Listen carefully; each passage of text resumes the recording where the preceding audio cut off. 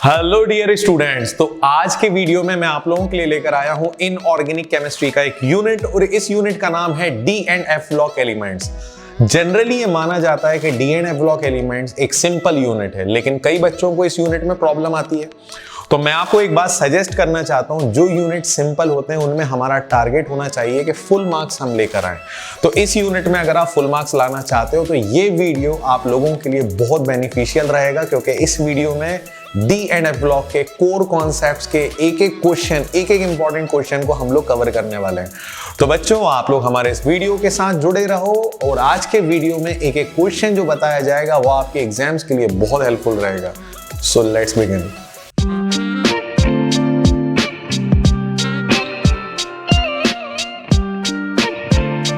हमारा question number one हमसे बोल रहा है, give the name and formula of ore from which K2Cr2O7 is prepared. K2Cr2O7 का मतलब पोटेशियम डाइक्रोमेट।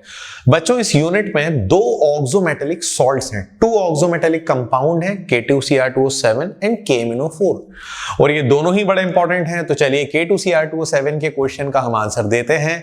बच्चों, K2Cr2O7 जैसे कंपाउंड को बनाने के लिए एक बड़ी इंपॉर्टेंट ओर ली जाती है जिसका नाम है क्रोमाइट ओर, और इस क्रोमाइट ओर को हम लोग क्रोम आयरन भी कहते हैं, जिसका फॉर्मूला होता है FeCr2O4। इस FeCr2O4 को अगर आप चाहो तो FeO.Cr2O3 लिख सकते हो, दोनों सेम फॉर्मूले, कोई फर्क नहीं है। K2Cr2O7 को बनाने के लिए जिस ओर का यूज करा जाता है वो क्रोमाइट ओर है, लेकिन बनाया कैसे जाता है वो प्रोसेस भी लिखना है। तो K2Cr2O7 को बनाने के लिए पहली स्टेप ये होती है कि आप सबसे पहले तैयार करते हो सोडियम क्रोमेट, और सोडियम क्रोमेट तैयार करने के लिए आपने लिया क्रोमाइट ओर। ये है क्रोमाइट ओर। आपने सबसे पहले क्या करा, क्रोमाइट ओर लिया, उसको सोडियम कार्बोनेट के साथ खूब हीट करा, लेकिन ऐसी जगह हीट करा जहां ऑक्सीजन ज्यादा है, एक्सेसिव है। जब आप हीट करोगे तो यहां पर तैयार हो जाएगा सोडियम क्रोमेट, और सोडियम क्रोमेट हमारा बड़ा इंपॉर्टेंट कंपाउंड है क्योंकि यही आगे जाकर बनाएगा K2Cr2O7। लेकिन कैसे बनाएगा? सोडियम क्रोमेट जब आपके पास तैयार हो जाता है तो आप सोडियम क्रोमेट में एसिड मिलाते हो। बच्चों, ये रूल है कि अगर सिंगल क्रोमियम वाला कंपाउंड है आपके पास और आपने उसमें एसिड मिला दिया तो chromate always convert into dichromate. ये रूल है, क्रोमेट हमेशा डाइक्रोमेट में कन्वर्ट होगा जब आप एसिड मिलाओगे। तो ये आपके पास सोडियम क्रोमेट है। फाइनली आपने इसमें एसिड मिलाया और जैसे ही एसिड मिलाया तो सोडियम क्रोमेट कन्वर्ट हो जाता है सोडियम डाइक्रोमेट में, और सोडियम डाइक्रोमेट से K2Cr2O7 बनाना जरूरी है। तो सोडियम डाइक्रोमेट का रिएक्शन मोर रिएक्टिव कंपाउंड से कराते हैं, दैट इज KCl। तो KCl का पोटेशियम सोडियम को रिप्लेस करेगा और फाइनली बना देगा K2Cr2O7। ये जो कंपाउंड है ना बेटा, ये ऑक्सीडाइजिंग एजेंट का काम करता है। इसका कलर होता है ऑरेंज रेड। क्या कलर होता है? Orange red. आप लोग याद रखना, बहुत इंपॉर्टेंट कंपाउंड है, इसके हम केमिकल रिएक्शंस भी करेंगे। तो इसी के साथ हमारा क्वेश्चन नंबर 1 कंप्लीट होता है। कंप्लीट फ्रेम करो और इसको आंसर बनाओ। हमारा क्वेश्चन नंबर 2 जो सीधे एनसीईआरटी की बुक के एक पैराग्राफ से लिया गया है, और ये बड़ा इंपॉर्टेंट क्वेश्चन है और कॉन्सेप्ट भी बहुत इंपॉर्टेंट है। देखो बच्चों, एक बात बता दूं मैं आपको, कॉपर +2 जो होता है ना, इसकी कॉन्फ़िगरेशन 3D9 होती है। ठीक है, जो कॉपर +2 होता है Cu+2, जो हमारे पास Cu+2 होता है, इसकी कॉन्फ़िगरेशन होती है 3D9 4s0, और वहीं पे अगर कॉपर +1 होगा तो इसकी कॉन्फ़िगरेशन होती है 3D10 4s0। लगता है ऐसा है कि भाई D10 वाला कंप्लीटली फिल्ड ऑर्बिटल वाला ज्यादा स्टेबल होगा, लेकिन बच्चों यहां पे एक ट्विस्ट है, इसीलिए ये क्वेश्चन बहुत इंपॉर्टेंट है, कॉन्सेप्ट इंपॉर्टेंट है। कॉन्सेप्ट ये है कि जब कॉपर +1 और कॉपर +2 में कंपैरिजन करा जाता है तो बेटा एक्वस मीडियम के अंदर कॉपर +2 ज्यादा स्टेबल होता है। और क्यों ज्यादा स्टेबल होता है? ड्यू टू कॉपर +2 इसलिए ज्यादा स्टेबल होता है क्योंकि कॉपर +2 का होता है मोर नेगेटिव। जितना नेगेटिव होगा वैल्यू उतनी कम होगी, more negative value of enthalpy of hydration. तो कॉपर +2 ज्यादा स्टेबल होता है एक्वस मीडियम में। क्यों ज्यादा स्टेबल होता है? ड्यू टू लेस या more negative enthalpy of hydration. बच्चों, ये कॉन्सेप्ट जरूर याद रखना, क्वेश्चन बनाता है, सब्जेक्टिव भी बनाता है और ऑब्जेक्टिव भी बनाता है। तो इसी के साथ हमारा क्वेश्चन नंबर 2 कंप्लीट होता है, जिसका आंसर है A। क्वेश्चन नंबर 3 जो है ये भी ऑब्जेक्टिव है, लेकिन ये सब्जेक्टिव फॉर्मेट में भी आता है, तो आप जरा ध्यान से समझना, क्वेश्चन बड़ा इंपॉर्टेंट है।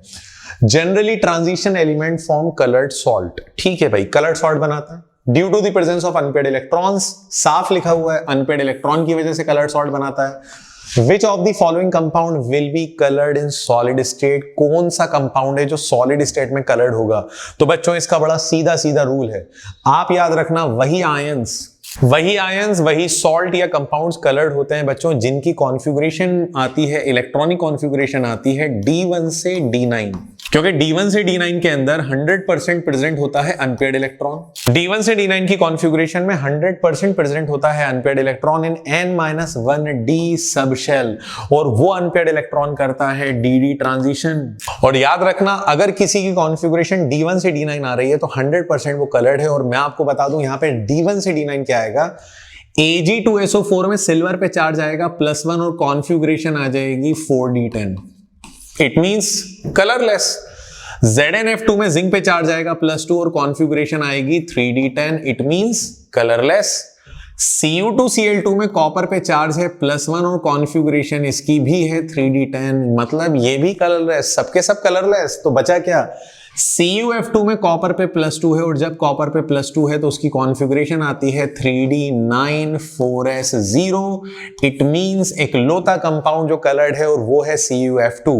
आपको बस कमेंट बॉक्स में ये बताना है कि CuF2 का ओरिजिनल कलर क्या है, हो सके तो ट्राई करो, तुम्हारे आसपास वो कलर दिख रहा है तुम्हें। अब यहां पर आते हैं हम क्वेश्चन नंबर 4 पर, जो हमारे लिए एक बड़ा कॉन्सेप्चुअल क्वेश्चन है और ये हमें सीधे सीधे सब्जेक्टिव क्वेश्चन में हेल्प करता है। तो क्वेश्चन ये है, which one of the following statement does not, बेटा जहां भी नॉट आ जाता है ना वहां क्वेश्चन को अंडरलाइन कर लिया करो। Does not correctly represent the correct order of the property indicated against it. आपको कुछ ऑर्डर दिया है, उसके साथ प्रॉपर्टी दी है, आपको बताना है क्या ये सही है गलत है। तो चलिए देखते हैं। पहली प्रॉपर्टी है टाइटेनियम, वेनेडियम, क्रोमियम, मैग्नीज, ये इंक्रीजिंग ऑर्डर में जा रहा है। ऑक्सीडेशन नंबर, क्या ये बिल्कुल सही है? तो मैं आपको एक बात बता दूं, ऑक्सीडेशन नंबर डिपेंड करता है, चलिए मैं बता देता हूं यहां पर। बच्चों ऑक्सीडेशन नंबर जो होता है ना वो डायरेक्टली प्रोपोर्शनल होता है number of electrons, number of unpaired electrons of n-1d plus electrons of ns। तो जिसके पास अनपेयर्ड इलेक्ट्रॉन और s के इलेक्ट्रॉन्स का सम ज्यादा होगा उसका ऑक्सीडेशन नंबर ज्यादा होगा, और ये बात बिल्कुल सही है। मैग्नीज का oxidation number first transition series में सबसे ज्यादा होता है और ये होता है +7।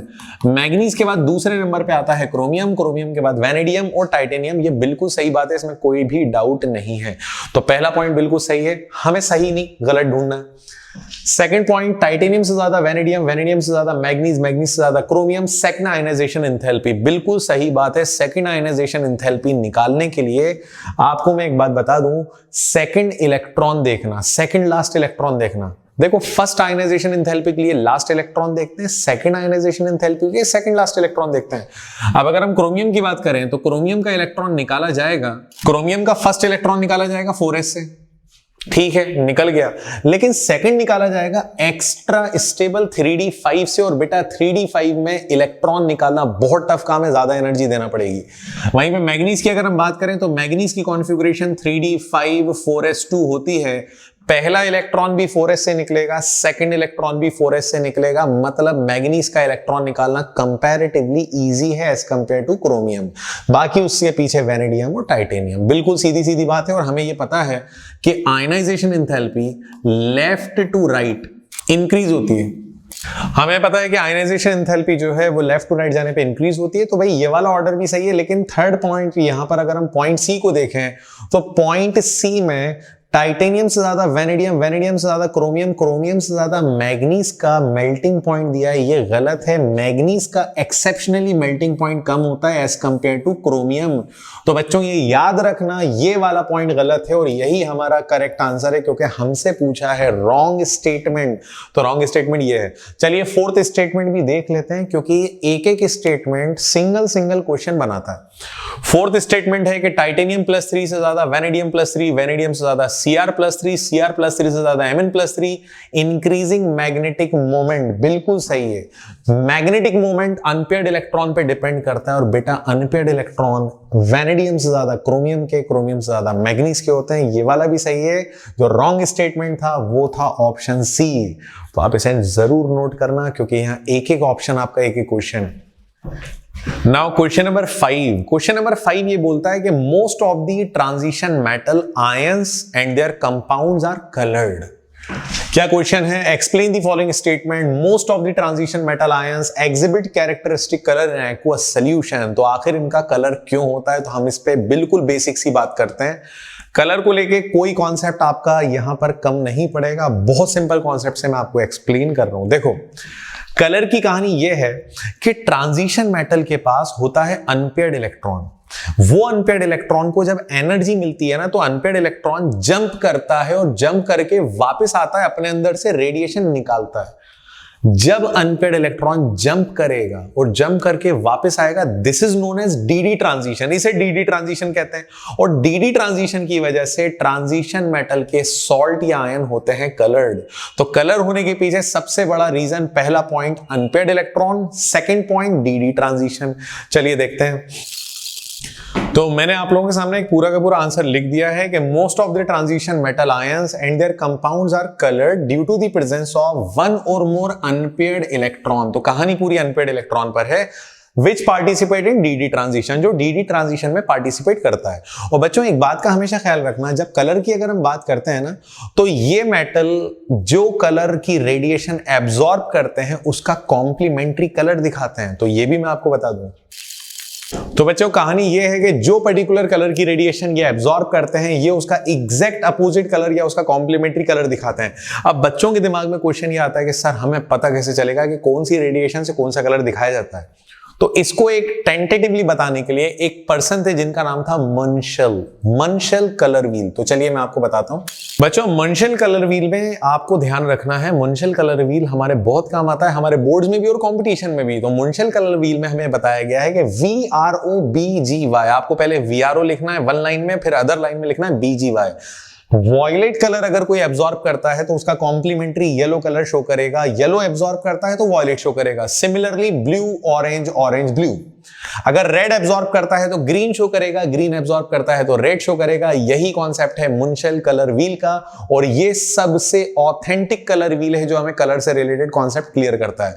अब कलर से रिलेटेड एक बहुत इंपॉर्टेंट हिंट मैं आप लोगों को बता देता हूं।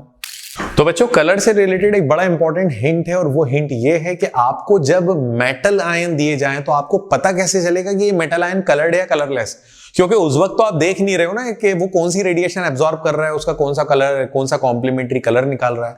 तो बच्चों कलर का बड़ा सिंपल सा कॉन्सेप्ट है कि अगर किसी की कॉन्फ़िगरेशन D1 से D9 आ रही है तो डेफिनेटली वो कलर्ड है, और अगर किसी की कॉन्फ़िगरेशन D0 या D10 आ रही है तो 100% वो कलरलेस है। जैसे मैं आपको एक एग्जांपल देता हूं, अगर हम टाइटेनियम की बात करें तो TiCl3, यहां टाइटेनियम पे +3 चार्ज है, और +3 चार्ज में टाइटेनियम की कॉन्फ़िगरेशन है 3D14S0।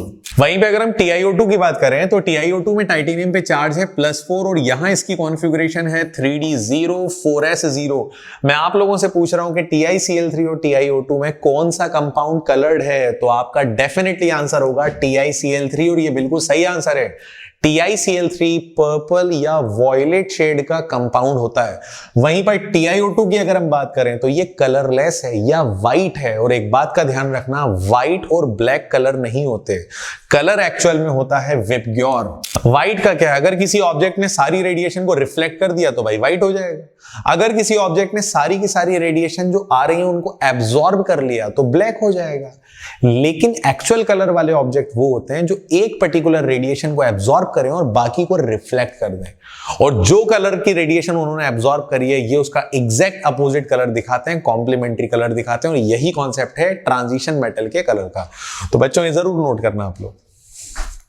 वंस अगेन वही क्वेश्चन जिसके बारे में मैं आपसे डिस्कस कर रहा था कि हमारी एनसीईआरटी के पैराग्राफ से हम लोगों ने क्वेश्चन लिया है, और क्वेश्चन ये है, assign reason for the following, copper 1 is not known in aqueous solution, के एक्वस सोल्यूशन में कॉपर 1 क्यों नहीं बनता? तो बच्चों ध्यान से देखना, कॉपर +1 कॉन्फ़िगरेशन शो करता है 3D10 4S0, ठीक है। वहीं पे कॉपर +2 की हम बात करें तो कॉन्फ़िगरेशन शो करता है 3D9 4S0। हमें लगता है कि भाई 3D10 वाला एक्स्ट्रा स्टेबल होगा और यही मिलेगा, लेकिन एग्जैक्ट बात यह है कि कॉपर +2 जो होता है ये होता है मोर स्टेबल। अगर हम एक्वस सोल्यूशन की बात करें तो एक्वस सोल्यूशन में कॉपर +2 जो होता है वो ज्यादा स्टेबल होता है as compare to copper +1, that is Cu copper bracket में first as compare to copper plus one in aqueous solution. और बच्चों इसका सीधा सीधा रीजन है वो ये है कि कॉपर प्लस टू की हाइड्रेशन इंथैल्पी कम होती है और कॉपर प्लस वन की हाइड्रेशन इंथैल्पी ज्यादा होती है। हाइड्रेशन इंथैल्पी जितनी कम होगी स्टेबिलिटी उतनी बढ़ती जाएगी। तो ये भी मैं लिख देता हूं। तो कॉपर प्लस वन इसलिए एग्जिस्ट नहीं करता क्योंकि कॉपर प्लस वन की हाइड्रेशन इंथैल्पी ज्यादा है और कॉपर प्लस टू की हाइड्रेशन इंथैल्पी कम है, लेस है, मतलब मोर नेगेटिव है, जितनी नेगेटिव उतनी कम, और इसीलिए ज्यादा स्टेबल है। तो ये बड़ा इंपॉर्टेंट कॉन्सेप्ट है, एग्जाम में आ सकता है। अब आता है हमारा इस यूनिट का सबसे इंपॉर्टेंट क्वेश्चन, और ये बहुत इंपॉर्टेंट कॉन्सेप्ट है जिसपे 100% क्वेश्चन आएगा। मतलब आपको आयनिक इक्वेशन को बैलेंस करने को क्वेश्चन पूछा जाएगा। जनरली आपको आयनिक इक्वेशन लेफ्ट साइड और राइट साइड दोनों तरफ दी जाती है, या कभी कभी सिर्फ रिएक्टेंट दे देते हैं, प्रोडक्ट नहीं देते। तो हम पहले प्रोडक्ट भी लिखेंगे और फिर बैलेंस करेंगे। तो बच्चों यहाँ पे फर्स्ट इक्वेशन आप देख सकते हो। फर्स्ट इक्वेशन है Cr2O7 - 2 + I negative + H positive. चलिए स्टार्ट करते हैं इसको सॉल्व करना। बच्चों हमेशा याद रखना Cr2O7 - 2 जो होता है वो प्रोडक्ट में जाके, मतलब K2Cr2O7 प्रोडक्ट में जाके बनाता है Cr+3। I नेगेटिव आगे जाके I2 बना देगा और जितने हाइड्रोजन है वो बना देंगे वाटर। पहले हमें इतना थोड़ा बहुत याद करना पड़ेगा कि Cr2O7 बनाता है Cr+3, I नेगेटिव बनाता है I2 और हाइड्रोजन बनाते हैं H2O। अगर ये बेसिक बात आपने थोड़ी बहुत याद कर ली तो आपके लिए आगे का रास्ता बहुत आसान है। मैं आपको क्लास 11th के रेडॉक्स मेथड से बैलेंस करना बता रहा हूं। बहुत ईजिली आप बैलेंस कर लोगे और आप परफेक्ट हो जाओगे बैलेंस करने में। कैसे करना है? सबसे पहले इनका ऑक्सीडेशन नंबर लिखते हैं। यहां क्रोमियम का ऑक्सीडेशन नंबर है +6, आयोडीन का है -1, हाइड्रोजन छोड़ो। यहां क्रोमियम का है +3 और आयोडीन का है 0। बच्चों आप खुद देखकर बताओ किसका चार्ज बढ़ रहा है, किसका कम हो रहा है। तो डेफिनेटली चार्ज बढ़ रहा है आयोडीन का -1 से 0। This is oxidation. चार्ज का बढ़ना ऑक्सीडेशन। चार्ज कम हो रहा है क्रोमियम का, +6 से +3 जा रहा है, दिस इज रिडक्शन। चार्ज का कम होना रिडक्शन। तो एक काम करते हैं, जिसका रिडक्शन हो रहा है उसको अलग लिखते हैं, जिसका ऑक्सीडेशन हो रहा है उसको अलग लिखते हैं। बाद में दोनों मर्ज करेंगे, बैलेंस हो जाएगा। तो चलिए देखते हैं।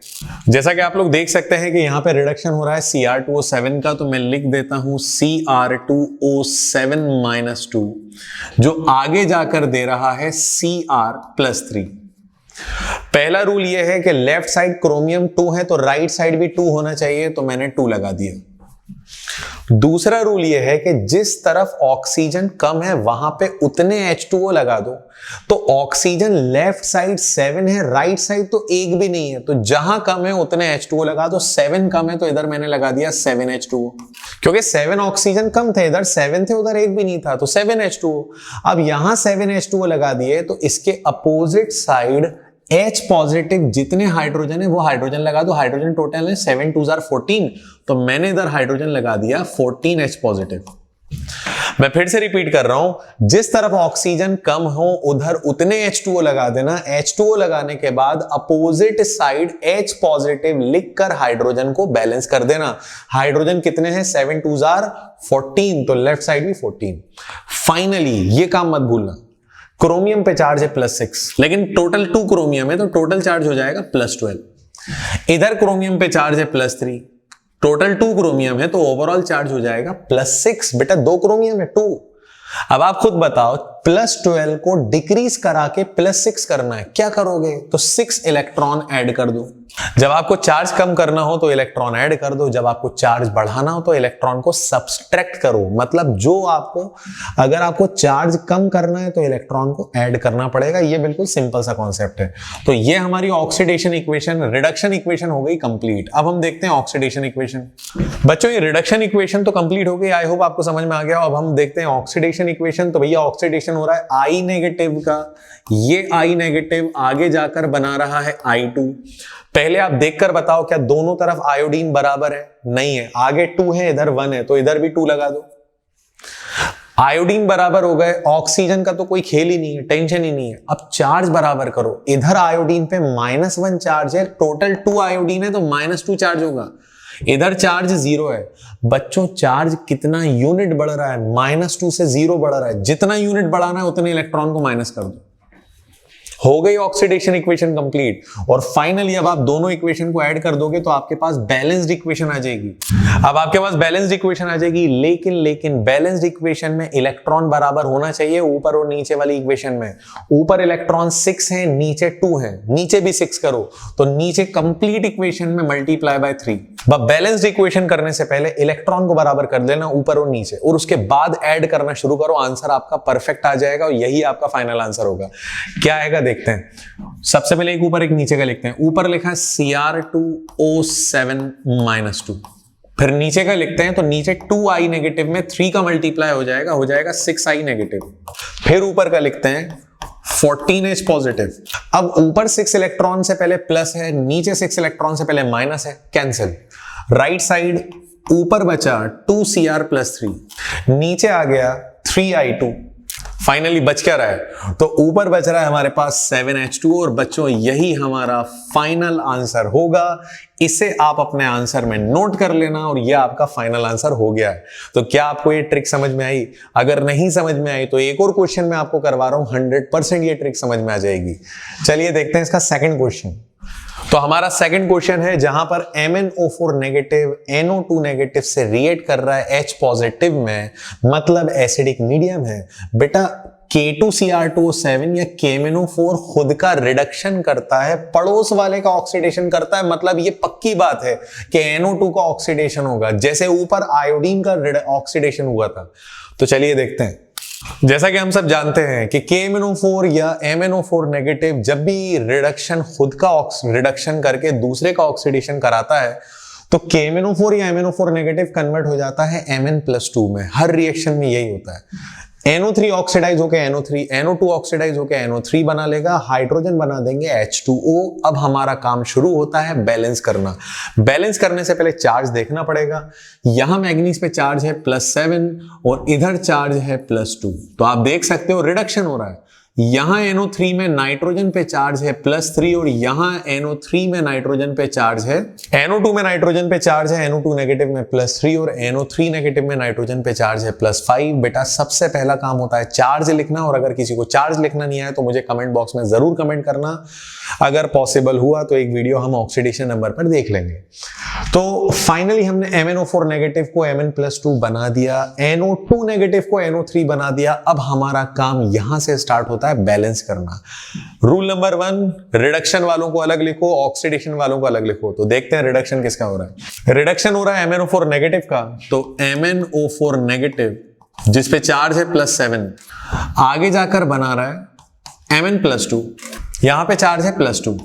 जैसा कि आप देख सकते हो यहां 4 ऑक्सीजन है, राइट साइड एक भी ऑक्सीजन नहीं है। बेटा जिस तरफ ऑक्सीजन कम हो उधर उतने H2O ऐड कर देना जितने ऑक्सीजन कम हो। तो राइट साइड 4 ऑक्सीजन कम है तो 4 H2O ऐड कर दो। बैलेंस करने के लिए हाइड्रोजन 4 2s are 8, इधर 8H पॉजिटिव लिख देते हैं। अब आपने देखा कि चार्ज +7 से +2 हो रहा है, मतलब चार्ज 5 यूनिट डिक्रीज हो रहा है। जितना यूनिट डिक्रीज करना हो उतने इलेक्ट्रॉन ऐड कर दो। तो यह आपकी रिडक्शन इक्वेशन हो गई कंप्लीट। अब देखते हैं ऑक्सीडेशन। अब देखते हैं ऑक्सीडेशन इक्वेशन। तो ऑक्सीडेशन इक्वेशन में NO2 नेगेटिव NO3 नेगेटिव में कन्वर्ट हो रहा है। पहली बात तो यह है कि चार्ज हमारा 2 यूनिट्स बढ़ रहा है। जितना यूनिट चार्ज बढ़ाना है उतने इलेक्ट्रॉन्स को माइनस कर दो। दूसरी बात यह है कि राइट साइड ऑक्सीजन और लेफ्ट साइड ऑक्सीजन क्या बराबर है? बिल्कुल बराबर नहीं है। राइट साइड ऑक्सीजन 3 है और लेफ्ट साइड ऑक्सीजन 2 है। तो लेफ्ट साइड ऑक्सीजन कम है तो यहां पे एक H2O लेंगे ताकि 1 ऑक्सीजन बैलेंस हो जाए और इधर आ जाएंगे 2H पॉजिटिव। फाइनली अब हम दोनों को ऐड करते हैं, बैलेंस्ड इक्वेशन आ जाएगी। लेकिन मैंने आप लोगों को बताया जब आप इक्वेशन को बैलेंस लिख रहे होगे तो आपको दोनों इक्वेशन के इलेक्ट्रॉन्स को बराबर करना है। ऊपर इलेक्ट्रॉन 5 है, नीचे 2 है, तो ऊपर वाली कंप्लीट इक्वेशन में 2 का मल्टीप्लाई बाय 2 यहां पर, और नीचे वाली कंप्लीट इक्वेशन में 5 का मल्टीप्लाई। क्रॉस मल्टीप्लाई करना है। नीचे 2 इलेक्ट्रॉन है तो ऊपर वाली में 2 का मल्टीप्लाई है, ऊपर 5 इलेक्ट्रॉन है तो नीचे वाली इक्वेशन में 5 का मल्टीप्लाई। अब आप ऐड करो, आपका आंसर आ जाएगा। चलिए देखते हैं ऐड करके। ऊपर है MnO4 नेगेटिव 2 आ जाएगा, नीचे आ जाएगा 5 NO2 नेगेटिव। इलेक्ट्रॉन से इलेक्ट्रॉन कैंसिल हो जाएंगे। ऊपर हाइड्रोजन H पॉजिटिव है, 2 8s are 16, ऊपर 16 है, और नीचे राइट साइड हो जाएंगे 10, क्योंकि 5 इंटू 2 हो जाएगा 10, तो ये 10 इस 16 को कैंसिल करेगा, बचेंगे 6H पॉजिटिव। H2 और लेफ्ट हैंड पे है 5 और राइट हैंड पे है 8, तो ये 5H2 कैंसिल होंगे इन 8 से, तो यहां बचेंगे सिर्फ 3H2। चलिए बाकी लिख देते हैं हम लोग। तो बच्चों ये आ गई हमारी फाइनली बैलेंस इक्वेशन और यही हमारे इस क्वेश्चन का आंसर है। आई होप आप लोगों को ये क्वेश्चन समझ में आया। बैलेंसिंग ऑफ रेडॉक्स से मेथड से आप इन आयनिक इक्वेशंस को बैलेंस करो और अपना आंसर नोट करो। क्वेश्चन नंबर 9, और क्वेश्चन नंबर 9 में हमारा जो फर्स्ट वाला पार्ट है ना, ये तो हमारे सीधे सीधे एनसीईआरटी में और हमारे कंपटीशन तक में आता है। जो हमारे कॉम्पिटिटिव एग्जाम्स हैं नीट और जेईई, वहां पे भी हमारे लिए स्पेशल है। तो फर्स्ट वाला पार्ट क्या है, with same D orbital configuration D4 Cr+2 is reducing agent while Mn+3 is oxidizing agent। reducing agent उसे कहते हैं जो इलेक्ट्रॉन डोनेट करता है और ऑक्सीडाइजिंग उसे कहते हैं जो इलेक्ट्रॉन मांगता है कि मुझे इलेक्ट्रॉन दे दो, मुझे ऑक्सीडाइज करना है। तो चलिए देखते हैं इसका रीजन क्या है। अगर हम क्रोमियम की बात करें तो क्रोमियम एक लोता मेटल है जो अपने साथ कुछ अलग ही केस करता है। क्या करता है, क्रोमियम +2 की कॉन्फ़िगरेशन है Ar3d4 4s0, सेम यही कॉन्फ़िगरेशन Mn+3 की है। लेकिन क्रोमियम पता है क्या चाहता है, क्रोमियम अपने d ऑर्बिटल को हाफ फिल्ड नहीं करना चाहता, बल्कि वो अपना एक और इलेक्ट्रॉन दे देता है। क्योंकि वो अपना एक और इलेक्ट्रॉन दे देता है तो वो हो जाता है रिड्यूसिंग एजेंट, और जब वो अपना एक और इलेक्ट्रॉन दे देता है तो उसकी कॉन्फ़िगरेशन हो जाती है 3d3, और 3d3 में उसके पास होता है हाफ फिल्ड T2g। आपको तो पता है ना, d ऑर्बिटल में पहले 3 ऑर्बिटल T2g होते हैं, देन लास्ट 2 ऑर्बिटल होते हैं Eg। तो क्रोमियम एक लोता मेटल है जो अपने d ऑर्बिटल को स्टेबल नहीं करना चाहता, बल्कि अपने d ऑर्बिटल में से हाफ फिल्ड करना चाहता है T2g को, और इस T2g को हाफ फिल्ड करके वो हो जाता है एक्स्ट्रा स्टेबल। और ये तभी हो सकता है जब क्रोमियम +3 बन जाए और 1 मोर इलेक्ट्रॉन लूज कर दे, क्योंकि क्रोमियम इलेक्ट्रॉन +2 से +3 बनने के लिए इलेक्ट्रॉन लूज करता है, इसीलिए वो रिड्यूसिंग एजेंट है। वहीं पे मैग्नीज की अगर हम बात करें तो मैग्नीज +3 की कॉन्फ़िगरेशन होती है 3d4। अब 3d4 कॉन्फ़िगरेशन के लिए मैग्नीज वही काम करता है जो एक आम इंसान अपनी लाइफ में करेगा। मैग्नीज कहता है कि भैया मुझे किसी तरह इलेक्ट्रॉन दे दो ताकि मैं अपना पूरा का पूरा d ऑर्बिटल हाफ फिल्ड कर लूं। तो जब ये इलेक्ट्रॉन मांगता है तो इलेक्ट्रॉन मांगने वाला होता है ऑक्सीडाइजिंग एजेंट। तो ये ऑक्सीडाइजिंग एजेंट का काम करके +3 से बन जाता है +2, और जब ये इलेक्ट्रॉन नया मांगता है तो वो नया इलेक्ट्रॉन आता है इसका 3d ऑर्बिटल में, तो d हो जाता है 5, that is half filled and extra stable. तो बच्चों डिफरेंस बस इतना ही है कि क्रोमियम इलेक्ट्रॉन डोनेट करना पसंद करता है, वो किसी से मांगना पसंद नहीं करता। वो इलेक्ट्रॉन डोनेट करना पसंद करता है तो वो रिड्यूसिंग, मैग्नीज इलेक्ट्रॉन मांगता है तो वो ऑक्सीडाइजिंग, और दोनों अपने आप को एक्स्ट्रा स्टेबल किसी ना किसी तरह कर ही लेते हैं। मैग्नीज अपने पूरे d को हाफ फिल्ड करके स्टेबल हो जाता है, वहीं पे क्रोमियम अपने 3d3 को T2g को हाफ फिल्ड करके एक्स्ट्रा स्टेबल हो जाता है। तो इसी के साथ हमारा 9th का फर्स्ट पार्ट वाला फर्स्ट क्वेश्चन होता है कंप्लीट। अब इसका सेकंड देखते हैं। There is hardly any increase in atomic size with increase in atomic number in a series of transition element। तो बच्चों क्वेश्चन ये है कि जब आप ट्रांजिशन सीरीज में लेफ्ट टू राइट जाते हो, फॉर एग्जांपल जब आप ट्रांजिशन सीरीज में लेफ्ट टू राइट जाते हो तो लेफ्ट टू राइट जाने पे आप देखते हो टिल मिडिल तक लगातार अनपेयर्ड इलेक्ट्रॉन बढ़ रहे हैं, और अनपेयर्ड इलेक्ट्रॉन बढ़ने के साथ साथ वो अनपेयर्ड इलेक्ट्रॉन न्यूक्लियस की तरफ अट्रैक्ट हो रहे हैं। तो अनपेयर्ड इलेक्ट्रॉन का बढ़ना, न्यूक्लियस पे प्रोटॉन का बढ़ना, इनके बीच अट्रैक्शन लाता है। इसका मतलब लगातार एटॉमिक और आयनिक रेडियस डिक्रीज हो रहा है। तो जब हम मिडिल तक जाते हैं तो मिडिल तक जाने में लगातार अनपेयर्ड इलेक्ट्रॉन बढ़ रहा है, न्यूक्लियस उधर से अनपेयर्ड इलेक्ट्रॉन्स को अपनी तरफ खींच रहा है, जिससे एटॉमिक और आयनिक रेडियस डिक्रीज हो रहा है। लेकिन मिडिल के बाद, ये जो टिल मिडिल लिखा है ना, मिडिल के बाद किसी भी सीरीज में अनपेयर्ड इलेक्ट्रॉन्स कम और पेयर्ड इलेक्ट्रॉन बढ़ने लगते हैं। तो पेयर्ड इलेक्ट्रॉन्स के बीच रिपल्शन होता है, जिससे एटॉमिक और आयनिक रेडियस में स्लाइट इंक्रीज देखने को मिलता है। तो बच्चों ये इसकी कहानी है कि जब तक आप मिडिल तक जाते हो तो मिडिल तक अनपेयर्ड इलेक्ट्रॉन बढ़ते हैं, उनको न्यूक्लियस आसानी से खींच लेता है, रेडियस कम हो जाता है। लेकिन मिडिल के बाद इलेक्ट्रॉन्स के बीच में पेयरिंग होने लगती है, तो माइनस माइनस वाले इलेक्ट्रॉन रिपेल हो रहे हैं, उधर से न्यूक्लियस खींच रहा है, इधर से रिपल्शन हो रहा है, तो रेडियस में थोड़ा सा डिक्रीज और थोड़ा सा इंक्रीज देखने को मिलता है। लेकिन ये मिडिल तक डिक्रीज और मिडिल के बाद जो इंक्रीज रेडियस हो रहा है ये बहुत स्लाइट इंक्रीज होता है। तो याद रखना ये बिल्कुल माइनर सा इंक्रीज होता है, मतलब इसको आप कंप्लीट इंक्रीज नहीं मान सकते। तो पूरा खेल है नंबर ऑफ अनपेयर्ड और नंबर ऑफ पेयर्ड इलेक्ट्रॉन्स का। चलिए इसके बाद अगला क्वेश्चन करते हैं। तो अब आते हैं हम लोग हमारे नेक्स्ट क्वेश्चन पे, और नेक्स्ट क्वेश्चन बड़ा ही टेक्निकल क्वेश्चन है और बहुत बेसिक लेवल का क्वेश्चन है, लेकिन ये आप लोगों को पता होना चाहिए। क्वेश्चन ये है, generally there is increase in density from titanium to copper in first transition series. देखो बच्चों, जैसा कि मैंने आपको अभी बताया था कि ट्रांजिशन सीरीज में जब आप मिडिल तक जाते हो तो रेडियस डिक्रीज होता है, लेकिन मिडिल से एंड होने पर भी थोड़ा बहुत ही इंक्रीज होगा। डिक्रीज अगर 10% होगा तो इंक्रीज होगा 5%। ठीक है, तो होता यह है कि जब आप टाइटेनियम से आगे बढ़ते हो तो टाइटेनियम से लेकर कॉपर तक लगातार एटॉमिक रेडियस डिक्रीज हो रहा है। एटॉमिक रेडियस तो डिक्रीज हो रहा है, लेकिन भैया एटॉमिक मास तो बढ़ता ही जा रहा है ना यार। टाइटेनियम से ज्यादा मास होगा उसके आगे जो नेक्स्ट एलिमेंट है, स्कैंडियम से ज्यादा होगा टाइटेनियम का, टाइटेनियम से ज्यादा होगा वेनेडियम, वेनेडियम से ज्यादा क्रोमियम, मैग्नीज, आयरन, कोबाल्ट, निकल, कॉपर, जिंक। तो जैसे जैसे आप आगे बढ़ते जाओगे मास तो बढ़ता जाएगा, लेकिन एटॉमिक रेडियस डिक्रीज हो रहा है। और आपको पता है डेंसिटी होती है मास अपॉन वॉल्यूम। तो लगातार एटॉमिक रेडियस या एटॉमिक वॉल्यूम डिक्रीज हो रहा है, लेकिन एटॉमिक मास इंक्रीज हो रहा है, जिससे डेंसिटी लगातार इंक्रीज हो रही है। तो बच्चों बड़ा सीधा सीधा सिंपल सा रूल है कि जैसे जैसे आप टाइटेनियम से कॉपर की तरफ जाओगे एटॉमिक रेडियस लगातार डिक्रीज होगा due to increase in nuclear charge and finally density increases. तो ये तो हमारा फर्स्ट पॉइंट हो गया। अब सेकंड पॉइंट ये है कि transition element and their compound are generally found to be good catalyst. तो जितने भी कैटलिस्ट हम लोग देखते हैं ना केमिस्ट्री में, उनमें सबसे ज्यादा कैटलिस्ट जो होते हैं वो ट्रांजिशन के एलिमेंट होते हैं, उन एलिमेंट से बने हुए कंपाउंड होते हैं। तो आखिर क्या बात है कि ट्रांजिशन एलिमेंट हमेशा अच्छे कैटलिस्ट हैं? तो उसके पीछे एक बड़ा सीधा सीधा रूल है, ट्रांजिशन एलिमेंट हमेशा शो करते हैं वेरिएबल वैलेंसी। जैसी जरूरत होती है वैसा चार्ज शो कर देते हैं। क्योंकि ट्रांजिशन एलिमेंट शो करते हैं वेरिएबल वैलेंसी, बच्चों इसका सबसे बड़ा रीजन यह है कि डी ब्लॉक के एलिमेंट्स हमेशा बेहतर कैटलिस्ट होते हैं। उसका सबसे बड़ा रीजन यह है कि जैसी जरूरत होती है वैसा चार्ज शो कर देते हैं, मतलब ये शो करते हैं वेरिएबल वैलेंसी। अब वेरिएबल वैलेंसी का सबसे बड़ा बेनिफिट यह होता है कि वेरिएबल वैलेंसी से ये बहुत आसानी से बना सकते हैं इंटरमीडिएट, और जितना आसानी से इंटरमीडिएट बनाएंगे उतने ही ये बेहतर कैटलिस्ट होंगे।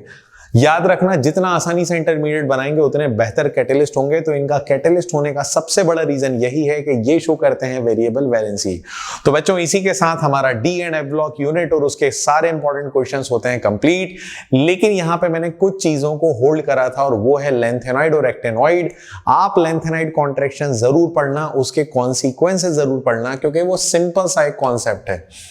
और अगर आपको उसके टॉपिक को समझना हो तो आप मेरे डी एंड एफ ब्लॉक के वीडियो को आप देख सकते हो, जो हमारे 2024 रिवीजन सीरीज में अपलोडेड है। प्लेलिस्ट आपके सामने है।